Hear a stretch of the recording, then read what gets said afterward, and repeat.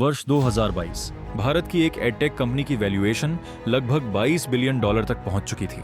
ये केवल भारत की सबसे मूल्यवान स्टार्टअप कंपनीज में से एक नहीं थी, बल्कि दुनिया की सबसे मूल्यवान एडटेक कंपनी बन चुकी थी।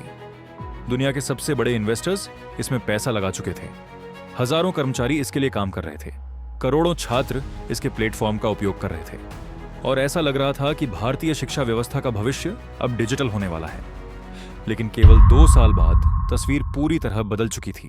इन्वेस्टर्स कंपनी के खिलाफ खड़े थे, ऑडिटर्स इस्तीफा दे चुके थे, बोर्ड मेंबर्स जा चुके थे और $1.2 बिलियन के लोन को लेकर अंतरराष्ट्रीय कानूनी लड़ाई चल रही थी। और एक समय पर भारत के स्टार्टअप इकोसिस्टम का सबसे चमकदार सितारा माना जाने वाला बायजूस अब अपने अस्तित्व की लड़ाई लड़ रहा था। सवाल है, आखिर ऐसा क्या हुआ? क्या ये केवल एक फाउंडर की गलती थी? क्या इन्वेस्टर्स ने गलत अनुमान लगाया? क्या पैंडेमिक के दौरान दिखाई देने वाली ग्रोथ असल में एक भ्रम थी? या फिर ये पूरे स्टार्टअप इकोसिस्टम की उस सोच का परिणाम था जिसमें प्रॉफिट से ज्यादा वैल्यूएशन को महत्व दिया जाता है?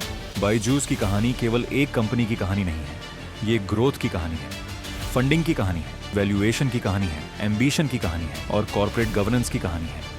लेकिन इस कहानी की शुरुआत किसी कॉर्पोरेट बोर्ड रूम से नहीं होती। इसकी शुरुआत होती है केरल से।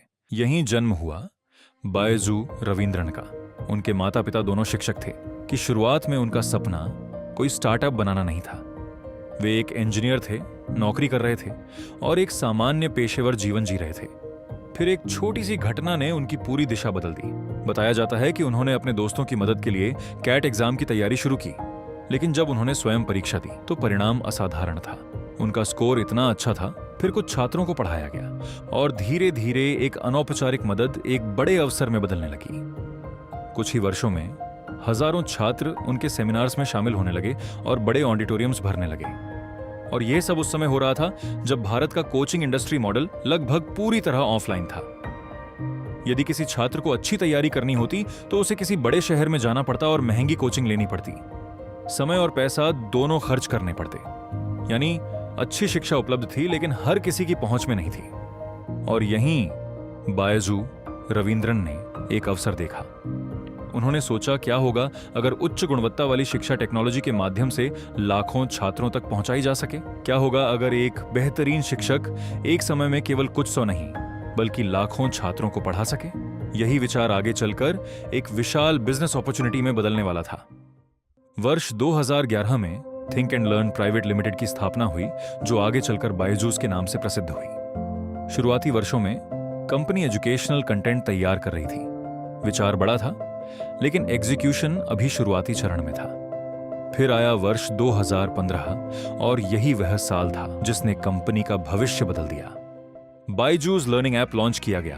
पहली नजर में यह केवल एक ऐप लॉन्च लग सकता था, लेकिन टाइमिंग असाधारण थी। भारत बदल रहा था, स्मार्टफोन्स तेजी से लोगों के हाथों तक पहुंच रहे थे और 4G इंटरनेट का विस्तार हो रहा था। सस्ते एंड्रॉयड फोन्स बड़ी संख्या में बिक रहे थे और पहली बार देश के लाखों छात्रों के हाथ में एक ऐसा डिवाइस था जिसके माध्यम से वे कहीं भी कभी भी पढ़ सकते थे। बायजूस ने इस बदलाव को दूसरों से पहले पहचान लिया। कंपनी ने एनिमेटेड लेसन्स, विजुअल एक्सप्लेनेशंस और कॉन्सेप्ट बेस्ड लर्निंग पर ध्यान दिया और यही उसकी सबसे बड़ी पहचान बन गई। ट्रेडिशनल रोटे लर्निंग जहां याद करने पर आधारित थी, वहीं बायजूस समझने पर आधारित लर्निंग बेच रहा था। लेकिन यहां एक महत्वपूर्ण बात समझना जरूरी है। बायजूस केवल एक एजुकेशन प्रोडक्ट नहीं था, बल्कि एक स्केलेबल टेक्नोलॉजी बिजनेस था और यही बात इन्वेस्टर्स को सबसे अधिक आकर्षित कर रही थी। स्टार्टअप दुनिया में एक सिद्धांत बहुत महत्वपूर्ण माना जाता है। यदि किसी कंपनी के पास बहुत बड़ा मार्केट हो, तेज ग्रोथ हो और टेक्नोलॉजी के माध्यम से स्केल करने की क्षमता हो, तो इन्वेस्टर्स उसके भविष्य पर दांव लगाने को तैयार हो जाते हैं। और बायजूस इन तीनों मानकों पर खरा उतर रहा था। भारत का एजुकेशन मार्केट विशाल था, जिसमें K-12 segment, competitive exams, test preparation और हायर एजुकेशन शामिल थे। इन सभी को मिलाकर यह अरबों डॉलर का अवसर था। इन्वेस्टर्स ने इसे देखा और जल्द ही फंडिंग का दौर शुरू होने वाला था। जनरल अटलांटिक, प्रोसेस और चेन ज़करबर्ग इनिशिएटिव जैसे बड़े नाम शामिल थे। हर नई फंडिंग राउंड के साथ एक चीज और बढ़ रही थी, वैल्यूएशन। लेकिन यही एक ऐसी बात थी जिस पर उस समय बहुत कम लोग ध्यान दे रहे थे। किसी स्टार्टअप की वैल्यूएशन हमेशा उसकी वर्तमान स्थिति को नहीं दर्शाती, कई बार वह भविष्य की उम्मीदों को दर्शाती है। यानी इन्वेस्टर्स यह नहीं खरीद रहे होते कि कंपनी आज क्या है, वे यह खरीद रहे होते हैं कि कंपनी भविष्य में क्या बन सकती है। वर्ष 2020, कोविड-19 पैंडेमिक। पूरी दुनिया रुक गई, स्कूल बंद हो गए, कोचिंग इंस्टीट्यूट्स बंद हो गए और करोड़ों छात्र अपने घरों में थे और पहली बार ऑनलाइन एजुकेशन कोई विकल्प नहीं बल्कि आवश्यकता बन गई। बायजूस कंपनी ने तुरंत अवसर को पहचाना, फ्री एक्सेस कैंपेन्स शुरू किए गए, कई कोर्सेज ही अस्थायी रूप से मुफ्त किए गए और स्टूडेंट्स को प्लेटफॉर्म पर लाने के लिए एग्रेसिव मार्केटिंग की गई। यूजर एक्विजिशन विस्फोटक गति से बढ़ने लगी, नए यूजर्स लाखों की संख्या में जुड़ने लगे, डाउनलोड्स बढ़ने लगे, एंगेजमेंट बढ़ने लगी और इन्वेस्टर्स का उत्साह अपने चरम पर पहुंच गया। उस समय एक नया नैरेटिव बन चुका था कि शिक्षा का भविष्य स्थायी रूप से ऑनलाइन होने वाला है और इस नैरेटिव का सबसे बड़ा चेहरा था बायजूस। एडटेक अचानक भविष्य का उद्योग बन चुका था। 2022 तक बायजूस ने दावा किया कि उसके प्लेटफॉर्म पर 150 मिलियन से अधिक रजिस्टर्ड लर्नर्स मौजूद थे। यह संख्या किसी भी इन्वेस्टर को उत्साहित करने के लिए काफी थी। ऐसा लग रहा था कि कंपनी अभी केवल शुरुआत कर रही है। लेकिन यहीं पर एक बेहद महत्वपूर्ण गलती हुई। पेंडेमिक के दौरान दिखाई देने वाली ग्रोथ को स्थायी ग्रोथ मान लिया गया, जबकि वास्तविकता काफी अधिक जटिल थी। क्योंकि पेंडेमिक एक असाधारण परिस्थिति थी, लोगों के पास विकल्प सीमित थे, स्कूल बंद थे, ऑफलाइन लर्निंग उपलब्ध नहीं थी, इसीलिए ऑनलाइन प्लेटफॉर्म्स की मांग असामान्य रूप से बढ़ गई थी। लेकिन सवाल यह था, क्या यह मांग पैंडेमिक के बाद भी उसी गति से बनी रहेगी? क्योंकि नंबर्स शानदार थे, डाउनलोड्स शानदार थे, फंडिंग शानदार थी और वैल्यूएशन शानदार थी। और जब सब कुछ शानदार दिख रहा हो तो जोखिम दिखाई नहीं देते। लेकिन बिजनेस हिस्ट्री बार बार एक ही बात सिखाती है, असाधारण परिस्थितियों में पैदा हुई ग्रोथ हमेशा स्थायी नहीं होती। और यदि कोई कंपनी अस्थायी ग्रोथ को स्थायी मानकर निर्णय लेने लगे तो भविष्य में समस्याएं पैदा हो सकती हैं। दुर्भाग्य से बायजूस के साथ भी कुछ ऐसा ही होने वाला था। क्योंकि पैंडेमिक बूम के दौरान कंपनी केवल बढ़ नहीं रही थी, वह आक्रामक विस्तार की तैयारी कर रही थी और यही विस्तार आगे चलकर इस कहानी का सबसे निर्णायक अध्याय बनने वाला था। क्योंकि अब सवाल यह नहीं था कि बायजूस कितनी बड़ी कंपनी बन सकती है, सवाल यह था कि वह कितनी तेजी से पूरे एजुकेशन इकोसिस्टम पर कब्जा कर सकती है। और इसी सोच के साथ कंपनी प्रवेश करने वाली थी अपने सबसे आक्रामक एक्सपेंशन फेज में। एक ऐसा फेज जो पहले उसे और ऊंचाई पर ले जाएगा और फिर उसी ऊंचाई से नीचे गिरने की शुरुआत करेगा। पैंडेमिक के दौरान जब पूरी दुनिया डिजिटल सर्विसेज की ओर बढ़ रही थी, तब बायजूस के सामने एक बड़ा सवाल था। क्या कंपनी सिर्फ एक लर्निंग ऐप बनकर रह जाएगी या फिर वह एक ऐसा एजुकेशन इकोसिस्टम बनाएगी जो छात्र की पूरी लर्निंग जर्नी को नियंत्रित कर सके? मैनेजमेंट ने दूसरा रास्ता चुना और यहीं से शुरू हुआ एक्विजिशन स्ट्रैटेजी का दौर। स्टार्टअप दुनिया में ग्रोथ हासिल करने के दो तरीके होते हैं। पहला, ऑर्गेनिक ग्रोथ, जहां कंपनी अपने प्रोडक्ट, अपनी टीम और अपनी कैपेबिलिटीज के दम पर बढ़ती है। दूसरा, एक्विजिशन, जहां कंपनी दूसरी कंपनियों को खरीदकर तेजी से विस्तार करती है। बायजूस ने दूसरा रास्ता चुना और सिर्फ चुना ही नहीं बल्कि बेहद आक्रामक तरीके से चुना। उस समय मैनेजमेंट का विजन बहुत बड़ा था। कुछ ही वर्षों में बायजूस ने कई कंपनियों का अधिग्रहण किया। इनमें osmo, epic, great learning, topper और व्हाइट हैट जूनियर जैसे नाम शामिल थे। हर नई डील के साथ कंपनी का दायरा बढ़ रहा था, लेकिन साथ ही रिस्क भी बढ़ रहा था। लेकिन इनमें से दो डील सबसे महत्वपूर्ण थीं, व्हाइट हैट जूनियर और आकाश एजुकेशनल सर्विसेज। वर्ष 2020 में बायजूस ने व्हाइट हैट जूनियर को लगभग $300 मिलियन में खरीद लिया। उस समय कोडिंग फॉर किड्स एक नया ट्रेंड बन चुका था। पेरेंट्स को बताया जा रहा था कि भविष्य में प्रोग्रामिंग सबसे महत्वपूर्ण स्किल्स में से एक होगी। बायजूस को लगा कि यदि बच्चों को बहुत कम उम्र से ही अपने इकोसिस्टम में जोड़ लिया जाए तो कस्टमर लाइफ टाइम वैल्यू कई गुना बढ़ सकती है। रणनीति सुनने में शानदार थी, लेकिन हर शानदार रणनीति सफल हो यह जरूरी नहीं। क्योंकि एक्विजिशन का मतलब केवल रेवेन्यू नहीं होता, उसके साथ आता है इंटीग्रेशन रिस्क। अब अलग अलग कंपनीज थीं, अलग अलग टीम्स थीं, अलग अलग लीडरशिप स्टाइल्स थीं, अलग अलग एक्सपेक्टेशंस थीं और इन्हें एक साथ चलाना आसान नहीं था। लेकिन सबसे बड़ी डील अभी बाकी थी। वर्ष 2021 में बायजूस ने आकाश एजुकेशनल सर्विसेज का अधिग्रहण किया। डील का आकार लगभग $1 बिलियन बताया गया।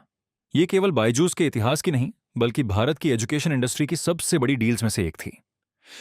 रणनीतिक रूप से यह डील बेहद महत्वपूर्ण थी। जहां बायजूस ऑनलाइन लर्निंग पर केंद्रित था, वहीं आकाश ऑफलाइन कोचिंग की दुनिया का एक स्थापित नाम था।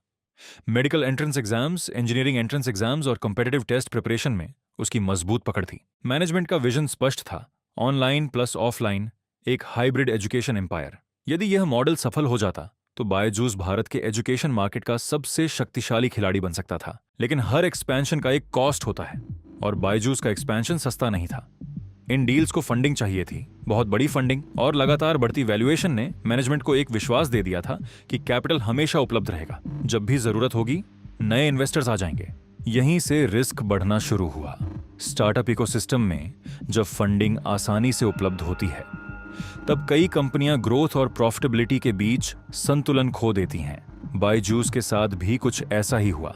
कंपनी का focus revenue growth, user growth और मार्केट एक्सपेंशन पर था। उसी समय कुछ एनालिस्ट्स सवाल पूछना शुरू कर चुके थे। कंपनी की वास्तविक प्रॉफिटेबिलिटी क्या है, कैश फ्लो कितना मजबूत है, कस्टमर एक्विजिशन कॉस्ट कितनी है, रिन्यूअल रेट्स कितनी है, और सबसे महत्वपूर्ण, क्या यह ग्रोथ वास्तव में सस्टेनेबल है। लेकिन उस समय इन सवालों पर बहुत कम ध्यान दिया गया, क्योंकि मार्केट एक अलग ही कहानी सुन रहा था। वर्ष 2021 में बायजूस अपनी सफलता के शिखर पर था। फंडिंग आ रही थी, वैल्यूएशन बढ़ रही थी, लेकिन इसी दौरान मैनेजमेंट ने एक ऐसा निर्णय लिया जो आगे चलकर पूरी कहानी का सबसे विवादास्पद अध्याय बन गया। कंपनी ने लगभग $1.2 बिलियन का टर्म लोन बी उठाया। ये उस समय किसी भारतीय स्टार्टअप द्वारा लिए गए सबसे बड़े लोन्स में से एक था। पहली नजर में यह एक साहसी निर्णय लग सकता था, लेकिन स्टार्टअप फाइनेंस की दुनिया में डेट और इक्विटी के बीच एक बहुत बड़ा अंतर होता है। जब इन्वेस्टर्स पैसा लगाते हैं तो वे बिजनेस रिस्क साझा करते हैं। लोन को वापस करना ही पड़ता है, चाहे बिजनेस अच्छा चले या बुरा। यही कारण है कि डेट ग्रोथ को तेज बना सकता है, लेकिन गलत परिस्थितियों में वही डेट संकट का कारण भी बन सकता है। उस समय मैनेजमेंट का तर्क स्पष्ट था, ग्रोथ जारी रहनी चाहिए। और शायद यही सबसे बड़ा अनुमान लगाया गया, क्योंकि उसी समय दुनिया बदलने लगी थी। पैंडेमिक धीरे धीरे समाप्त होने लगी, लॉकडाउन्स हटने लगे, स्कूल फिर से खुलने लगे, कोचिंग इंस्टीट्यूट्स वापस आने लगे और स्टूडेंट्स फिर से क्लासरूम्स में लौटने लगे। पेरेंट्स भी फिर से ऑफलाइन लर्निंग को महत्व देने लगे और अचानक वह दुनिया बदलने लगी। यही वह क्षण था जब पैंडेमिक बूम की वास्तविक परीक्षा शुरू हुई। लेकिन अब बायजूस की स्थिति अलग थी, क्योंकि कंपनी के निर्णय पैंडेमिक ग्रोथ को ध्यान में रखकर लिए गए थे। महंगे एक्विजिशंस, बड़ी एम्प्लॉय बेस और अब $1.2 बिलियन का डेट भी। यानी कंपनी का कॉस्ट स्ट्रक्चर उस ग्रोथ पर आधारित था जो धीरे धीरे कमजोर पड़ रही थी। वर्ष 2022 के अंत तक बायजूस के सामने सबसे बड़ी चुनौती कंपटीशन नहीं थी, सबसे बड़ी चुनौती थी विश्वास। किसी भी कंपनी की सफलता केवल उसके प्रोडक्ट, रेवेन्यू या वैल्यूएशन पर निर्भर नहीं करती। उसकी सफलता इस बात पर भी निर्भर करती है कि इन्वेस्टर्स, एम्प्लॉयज, कस्टमर्स और रेगुलेटर्स उस पर कितना भरोसा करते हैं। और बायजूस के मामले में यही भरोसा धीरे धीरे कमजोर पड़ने लगा। कंपनी को लेकर सबसे बड़ी चिंताओं में से एक थी फाइनेंशियल रिपोर्टिंग में देरी। सामान्यतः बड़ी कंपनियां अपने फाइनेंशियल स्टेटमेंट्स और ऑडिट रिपोर्ट्स समय पर जारी करती हैं, क्योंकि इन्वेस्टर्स और स्टेक होल्डर्स इन्हीं रिपोर्ट्स के आधार पर कंपनी की वास्तविक स्थिति को समझते हैं। लेकिन बायजूस की फाइनेंशियल रिपोर्टिंग में लगातार देरी होने लगी। इससे मार्केट में सवाल उठने लगे, क्या कंपनी की ग्रोथ वास्तव में उतनी मजबूत है जितनी दिखाई जा रही है? क्या रेवेन्यू क्वालिटी वैसी ही है जैसी प्रस्तुत की जा रही है? क्या एक्विजिशंस उम्मीद के अनुसार प्रदर्शन कर रहे हैं? इन सवालों के स्पष्ट उत्तर उपलब्ध नहीं थे, और जब जानकारी कम होती है तब संदेह बढ़ने लगता है। फिर जून 2023 में एक ऐसी घटना हुई जिसने संकट को सार्वजनिक रूप से उजागर कर दिया। कंपनी के ऑडिटर डेलॉयट ने इस्तीफा दे दिया। लगभग उसी समय प्रोसुस, पीकेएक्सवी और चेन जुकरबर्ग इनिशिएटिव के बोर्ड रिप्रेजेंटेटिव्स ने भी अपने पदों से इस्तीफा दे दिया। अब यह केवल एक कॉर्पोरेट डेवलपमेंट नहीं था, यह एक सिग्नल था, एक बहुत बड़ा सिग्नल। अब चर्चा ग्रोथ की नहीं हो रही थी, अब चर्चा गवर्नेंस की हो रही थी। अब सवाल एक्सपेंशन का नहीं था, अब सवाल अकाउंटेबिलिटी का था। और मार्केट इन संकेतों को नजरअंदाज नहीं कर सकता था, क्योंकि किसी भी बिजनेस में परसेप्शन और रियलिटी दोनों महत्वपूर्ण होते हैं। इसी दौरान $1.2 बिलियन का टर्म लोन भी एक बड़े विवाद का केंद्र बन चुका था। लोन देने वाले इंटरनेशनल लेंडर्स और बायजूस मैनेजमेंट के बीच मतभेद बढ़ने लगे और धीरे धीरे मामला अमेरिकी अदालतों तक पहुंच गया। कानूनी लड़ाइयां शुरू हुई। कंपनी के लिए यह स्थिति बेहद कठिन थी, क्योंकि अब मैनेजमेंट को एक साथ कई मोर्चों पर लड़ना पड़ रहा था। Business operations, investor relations, legal disputes, cash management और पब्लिक परसेप्शन। इतनी सारी चुनौतियों का एक साथ सामना करना किसी भी कंपनी के लिए कठिन होता है। लेकिन यह समझना महत्वपूर्ण है कि बायजूस का संकट किसी एक घटना का परिणाम नहीं था। यह कई वर्षों तक लिए गए निर्णयों का संयुक्त परिणाम था। अत्यधिक एक्सपेंशन, महंगे एक्विजिशंस, डेट, डिलेड रिपोर्टिंग और गवर्नेंस कंसर्न्स, इन सभी ने मिलकर संकट को जन्म दिया।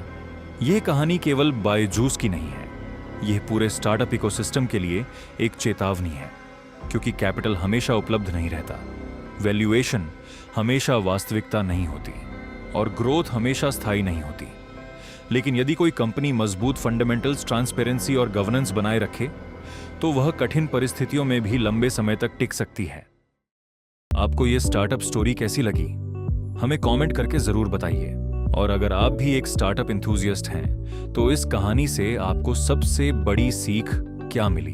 अपनी राय कमेंट सेक्शन में हमारे साथ जरूर शेयर करें। अगर आपको ऐसी ही business case studies, founder stories और स्टार्टअप डॉक्यूमेंट्रीज पसंद हैं तो चैनल को सब्सक्राइब करना ना भूलें।